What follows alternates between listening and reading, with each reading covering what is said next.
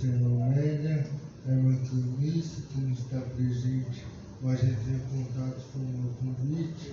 Agradecer aos irmãos que aqui estão. É um prazer poder estar aqui novamente. Abra sua Bíblia, Evangelho de Lucas, capítulo 5. Evangelista Lucas, capítulo 5, versículo 1 até o versículo de número 11. Eu confesso que eu estava me perguntando com Deus, mas desde de manhã essa passagem está no meu coração. Não sei o que Deus quer tratar, com o que Ele quer tratar, mas essa é a palavra que Ele me deu para essa tarde. Quem achou Lucas capítulo 5, diga amém. Amém. E aconteceu que, apertando a multidão para ouvir a palavra de Deus, estava ele junto ao lago de Genezaré, e vi estar 2 barcos junto à praia do lago. Os pescadores, havendo descido deles, estavam lavando as redes. E entrando em outros barcos, que era o de Simão, pediu-lhe que afastasse um pouco da terra, e assentando-se, ensinava do barco a multidão. E quando acabou de falar, disse a Simão: faze-te ao mar alto e lançai as vossas redes para pescar. E respondendo Simão disse: mestre, havendo trabalhado toda a noite, nada apanhamos, mas por que mandas lançarei a rede? E fazendo assim, colheram uma grande quantidade de peixes, e rompia-se-lhes a rede. E fizeram sinal aos companheiros que estavam no outro barco, para que os fossem ajudar. E quando encheram ambos os barcos, de tal maneira que quase iam ao pique. E vendo isso, Simão Pedro prostrou-se aos pés de Jesus, dizendo: Senhor, ausenta-te de mim, porque sou um pecador. Pois que o espanto se apoderara dele e de todos os que com ele estavam, por causa da pesca que haviam feito. E de igual modo também de Tiago e João, filhos de Zebedeu, que eram seus companheiros de Simão. E disse-lhe Jesus a Simão: não temas, de agora em diante serás pescador de homens. E levando os barcos para a terra, deixaram tudo e o seguiram. Amém? Podem sentar. Meus irmãos, eu não pretendo me alongar muito. Eu moro na Zona Oeste, ainda prego hoje à noite. Minha caminhada é longa, mas eu quero ser fiel àquilo que Deus colocou no meu coração. Meus irmãos, estamos diante de uma narrativa dos Evangelhos, onde fala da vida e do ministério e obra de Cristo. A gente bem sabe que antes da manifestação ministerial do nosso Cristo, João Batista fora preparado, separado, escolhido por Deus para antecipar a Cristo e pregar e preparar o caminho para a vinda do Messias. Então a gente compreende que o ministério de João é um ministério que antecede ao de Cristo. João foi enviado para preparar, para pregar, para preparar o ambiente espiritual para quando Cristo se manifestasse. E quando João começa seu ministério anterior ao de Cristo, João Batista ele também tinha os seus próprios discípulos. Então no ministério de João Batista, pregando ali o Evangelho para arrependimento e remissão de pecados, ele tinha os seus próprios discípulos.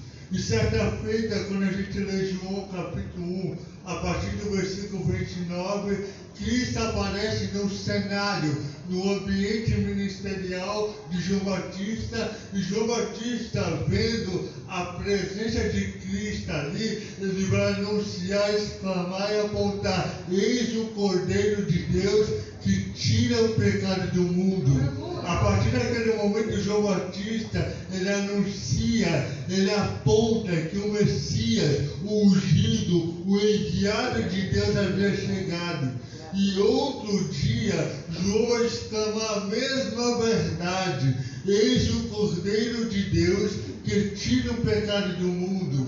E na segunda vez que João exclama e comunica essa verdade, a narrativa vai dizer que 2 de seus discípulos vão deixar ele e vão passar a seguir a Cristo. Ou seja, 2 discípulos de João, ouvindo aquela verdade, vão deixar de seguir a Cristo. Eles vão até Cristo e perguntar: Cristo, onde você mora? E Cristo diz: vem e vede. E aqueles 2 discípulos, que era André e João, vão passar aquela noite com Cristo. Só que depois dessa noite em que aqueles 2 passam com Cristo, André vai até seu irmão, e quem é o irmão de André? Pedro, e vai falar: Pedro, achamos o Messias.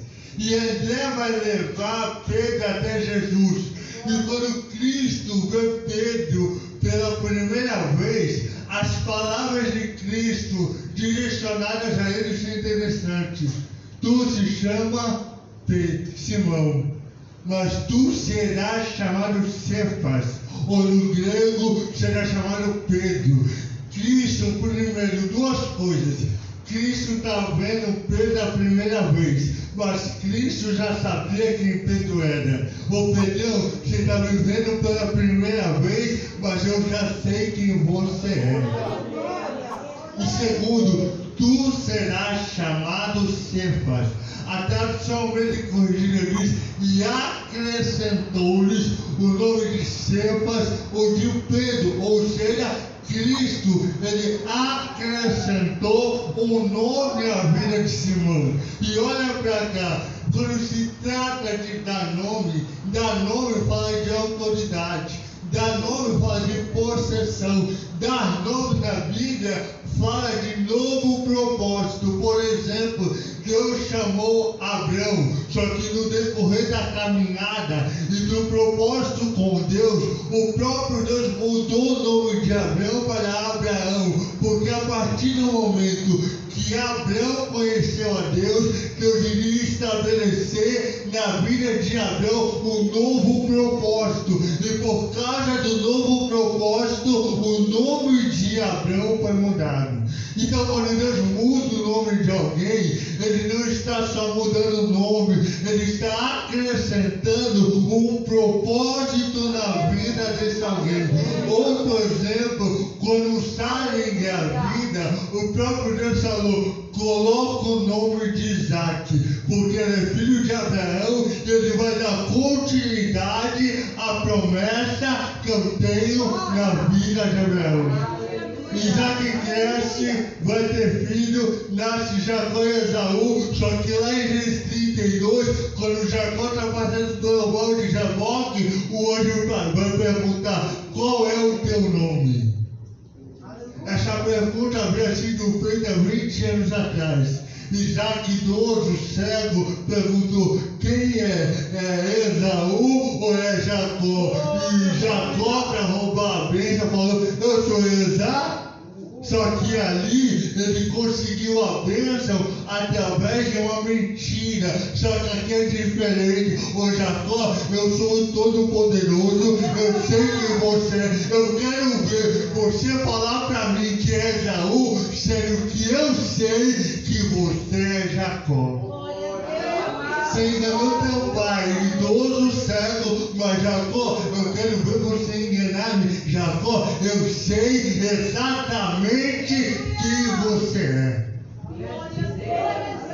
Só que porque você confessou, eu vou mudar o seu nome. A partir de agora eu te chamará Israel. E quando Deus mudou o nome, ele não só mudou o nome, ele transformou a vida de Jacó e estabeleceu um novo propósito na sua vida. Então mudar nome na Bíblia é algo significativo. E sabe o que eu gosto? Deus mudou o nome de Abraão, não mudou o de Isaac e mudou o de Jacó. Pergunta por quê? Porque Abraão e Jacó não foi Deus que deu, foi nome dado pelo homem. Então, se foi dado pelo homem, Deus muda, mas aquilo que ele deu, ninguém irá mudar.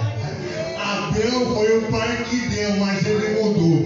Com Isaac foi ele que deu, permanece. E por que vai permanecer? Porque foi o próprio Deus que deu. Eu vim pregar. Se não foi Deus que deu, talvez ele vai precisar mudar. Mas se foi ele que deu, descansa. Ninguém vai roubar, ninguém vai tirar aquilo que é dado pelo próprio Deus. Aleluia! Ou seja, e Pedro teve um nome acrescentado. Essa é a primeira vez que Pedro está com Jesus. A gente vai ver Pedro com Jesus segunda vez, no capítulo 4. Cristo foi para a sinagoga pregar, já estava em atividade ministerial, mas ele ainda não havia escolhido os apóstolos.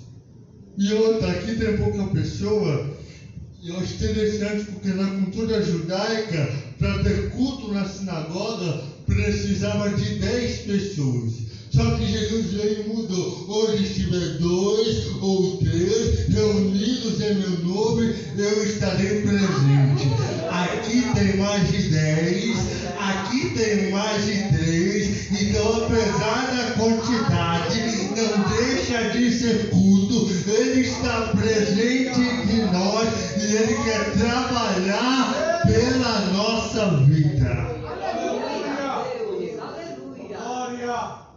Cristo vai na sinagoga, participa do culto, liberta endemoniado, e quando o culto na sinagoga acaba, alguém avisa: Senhor, a sogra de Pedro está doente. Cristo vai até a casa de Pedro, cura sua sogra. É a segunda oportunidade em que Pedro está com Cristo. E qual era a profissão de Pedro? Pescador profissional.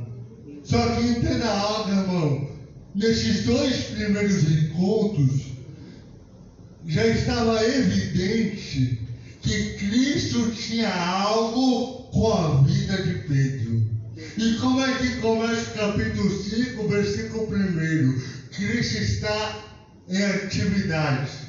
Ele está ali desenvolvendo o seu ministério. E o primeiro versículo apresenta 3 personagens principais. Eu digo à igreja, repete, diga: Cristo, a multidão e a palavra de Deus. Ali Cristo já está em atividade ministerial. A multidão está apertando, está cercando ele, porque está desejosa de ouvir a palavra através da boca de Cristo. Ou seja, o primeiro versículo apresenta o ambiente ministerial de Cristo. Só que no versículo 2 vai nos mostrar outro ambiente. Diga comigo: pescadores. Barcos, redes vazias. Se no versículo 1 Lucas está apresentando para nós o ambiente ministerial de Cristo, no versículo 2 Lucas vai apresentar o ambiente profissional de Pedro. Pedro tinha acabado de descer do barco, porque ele saiu para pescar. A noite toda trabalhou, e apesar de toda noite de trabalho, ele não conseguiu pegar nada. Ele e os seus companheiros desceram do barco, estão na beira da praia, lavando a rede, limpando a rede, para deixar separada para a próxima ocasião. Ou seja, naquela noite não foi uma noite de pescaria proveitosa. Diga comigo: muito trabalho, nenhum resultado. Trabalharam a noite toda e não pegaram nada. Aleluia! Só que isso tem um motivo. Ao contrário do que muitos cantam, ao contrário do que muitos pregam, esse milagre não foi feito para motivar Pedro a continuar a pescar. Vou repetir. Esse milagre não foi feito para motivar Pedro a continuar pescando. Essa ideia é equivocada, totalmente contrária à interpretação correta do texto. Porque qual era a chamada de Cristo na vida dele? Pedro seria um discípulo, um apóstolo, vivendo vida integral ligada a Cristo.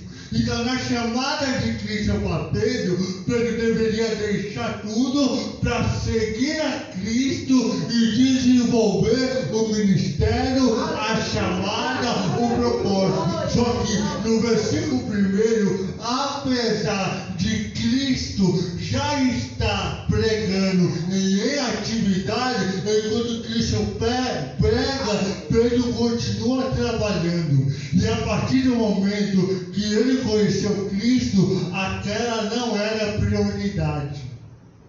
Aleluia. Ou seja, já havia a chamada, já havia o propósito, já havia a vontade. Só que no capítulo 5, até aquela oportunidade, Pedro ainda não havia se entregado ao propósito de Cristo na sua. Então Pedro está fora do propósito. Pedro está fora da prioridade. Pedro está fora do planejamento de Cristo para ele. E por que a pescaria não deu certo? E por que muito trabalho e nenhum resultado? Porque a prioridade está errada. Deus do mistério. Aleluia. Grande Deus. Deus do mistério. E porque a prioridade está errada, o próprio Deus não permitiu ele pescar. Porque, irmão, quem controla os peixes é o próprio Deus. Aleluia. Glória para Jesus. E eu vou dizer para alguém, eu não sei qual é a vontade, eu não sei qual é o plano, eu não sei aquilo que Deus está requerendo da sua vida. Eu não estou dizendo que você vai ser chamado para viver integralmente da obra, mas através da sua vida, Deus tem um propósito e quer fazer algo. E se você rejeitar esse propósito, essa obra, essa tarefa, Ele vai permitir que áreas da sua vida não deem certo. Oh, aleluia. Enquanto não obedecer a chamada, vai continuar trabalhando, se dedicando e não vai ter resultado, porque a partir do momento que conheceu Deus, que conhece Deus, a prioridade quem determina é o próprio Deus. Aleluia. Glória a Deus. Obrigado, Senhor. Eu vim dizer para alguém, talvez alguma área da sua vida não está dando certo porque você não está acatando coisas que Deus quer da sua vida. E como você não acatou, não obedeceu, não aceitou, Ele está permitindo certas coisas acontecerem para te mostrar fora da minha vontade, fora do meu plano, fora do meu projeto, a tua vida, a tua realização não será satisfeita. Grande Deus. Eu creio.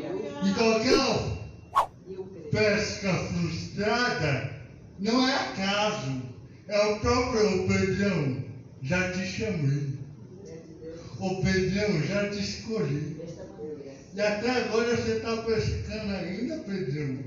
Peraí, eu vou fazer um negócio para te mostrar que enquanto você não aceitar o que eu quero, vai continuar. Trabalha muito e não ganha nada.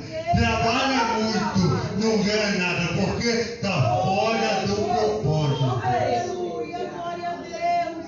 Oh, que Deus é Vergueis. maravilhoso. Meu Obrigado, Deus. Senhor. Aleluia. Glória Glória a Jesus. Só que eu acho interessante é que Cristo entra no barco de Pedro. E o barco é um ambiente profissional. Aquele barco Pedro usa para pescar peixe, para ganhar vida. Cristo está entrando no ambiente profissional dele. E pediu-lhe. Deus não obrigou. Deus de Se misericórdia. Cristo está pedindo, cabia a Pedro aceitar, deixar ele usar o barco ou não. Aleluia. Sim. Então é um pedido, ô Pedro, você deixa eu usar o teu barco para atender a necessidade do meu ministério, porque olha para cá, a multidão está apertando, sim ou não? A multidão quer ouvir palavras, sim ou não? Só que Cristo ali na beira da praia não está tendo um ambiente ideal para ministrar a multidão. Então Cristo, na sua sabedoria, falou, eu sei, a multidão está me apertando, quer ouvir palavras, eu entro no barco de Pedro, se ele permitir, eu afasto o barco vira púlpito e a praia vira templo. Essa maneira. Aleluia.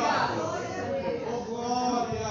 Essa maneira é Jesus. Aleluia! Eu vou entrar num ambiente profissional para implantar algo espiritual. Pedro usa o barco para pescar peixe, mas eu vou usar o barco para ganhar almas. Aleluia. Glória! Deus é maravilhoso, Pai. Porque Cristo está trazendo, está solucionando necessidades espirituais através de um lugar profissional. Aleluia! Pedro afasta o barco e do barco Cristo começa a pregar. E outro irmão, Cristo nunca quis só o barco. Porque quem diz que Cristo só queria o barco não está falando toda a verdade. Por quê? Aleluia. O mar da Galileia ele declina. Então o barco afastado, ele não para. Pedro precisa, Cristo precisa que Pedro controle o barco para o barco ficar parado e proporcionar as condições ideais para Cristo pregar. Então Cristo não quer apenas o barco dele, Cristo quer as habilidades dele. A habilidade de Pedro é útil no reino. Eu vou repetir, as habilidades de Pedro são úteis no reino de Deus. Então Cristo prega e Pedro controla. Cristo prega e Pedro mantém o controle.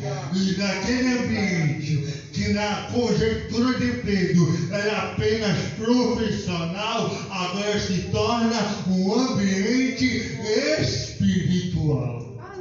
Aleluia! Porque, irmão, tem gente que pensa que a vida espiritual é restringida a apenas 2 horas de culto na igreja. Não, você é crente, você é embaixador do reino, no trabalho, na escola. Não, onde você estiver, você é o embaixador do reino de Deus. Aleluia. Eu Glória a creio. Jesus. Cristo prega. E quando ele termina de pregar, talvez Pedro pensou, agora ele vai voltar para a praia e vai embora porque ele já cumpriu a missão. Só que não, quando ele acaba de pregar, Cristo diz, Pedrão, eu gosto da tradução mediatrizada, vá para onde as águas são profundas. Aleluia. Vai para mais dentro do lago e lança a rede para pescar. Só que Pedro, numa mentalização racional, mestre, trabalhei toda a noite. Trabalhamos toda a noite. E nada pã. Até aqui está a lógica, a razão, a experiência. Mas o que mudou a história, mas sobre a tua palavra. Eu não sei o que Cristo pregou. Eu não sei qual foi o sermão, mas Romanos 10:17 se cumpriu.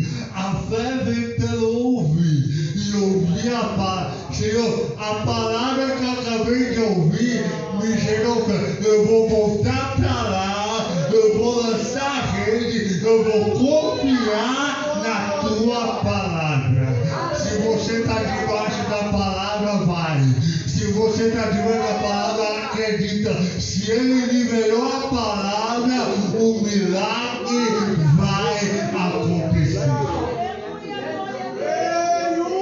Mas espere para agir debaixo da palavra. Ele está indo porque Jesus mandou. Ele está indo porque Jesus autorizou. E por causa disso, ele lança a rede. E foi tanto peixe, que teve que chamar outro barco. E foi tanto peixe que os dois barcos corriam o risco de afundar. Porque houve um milagre, porque Pedro agora está agindo debaixo da palavra de Deus. Aleluia. Glória a Deus. Bendito é o teu nome desta maneira. Quando Pedro vê aquilo, ele diz: Senhor, se afasta de mim. Senhor, se ausenta de mim. Sabe por quê? O Senhor me chamou.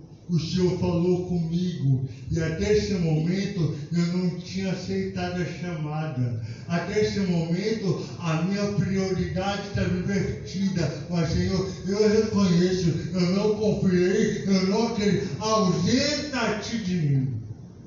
Aleluia. Só que isso diz, Pedro, é o seguinte: de agora em diante serás pescador de homens.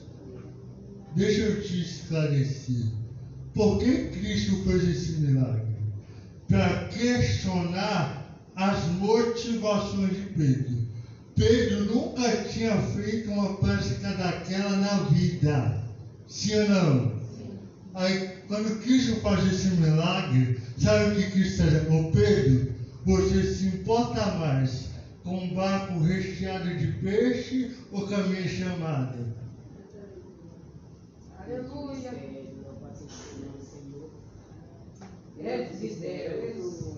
O que está em primeiro plano para você? Você vai entender que a partir do momento que você aceitar, eu vou cuidar de tudo, ou você vai priorizar coisas que já são secundárias. Glória, aleluia. E aí, o que você prefere? O barco cheio de peixe ou o que ele quer da sua vida? Só que eu vou dizer, enquanto você priorizar um barco cheio de peixe, ele não vai permitir que a tua realização aconteça. Aleluia. Vou te provar na Bíblia. Cristo morre, ressuscita, fica 40 dias na terra, mas só aparece quando ele quer. Cristo morreu, ressuscitou, apareceu para os discípulos, só que faz uns dias que ele não aparece. Aí Pedro disse o quê? Vou pescar. Sim ou não? Só que ele está indo, sendo que Jesus amou. Aí 7 dos apóstolos seguiram ele. E o mesmo cenário se repete. Trabalhar à noite e não pregaram, porque foi pescar sem Jesus mandar. Sim ou não? Aí tem alguém passando na praia e deu um grito: pegai alguma coisa? Deus de mistério. Nada. Lança a rede do lado direito. A rede é lançada. E quando a rede é lançada, colheram 150. Mas por que pegou? Porque agiram dentro da palavra. Enquanto você não priorizar o que Deus quer, áreas da sua vida vão continuar sendo frustradas. Eita Deus. Deus te trouxe aqui para dizer para alguém: acerta as prioridades. Porque a tua prioridade não é o que você quer. A tua prioridade é aquilo que eu determinar para a tua vida. Aleluia. Eita, aleluia. Enquanto você não priorizar o que Deus quer, Ele vai permitir que algumas coisas da sua vida não deem certo. Fica de pé. Glória.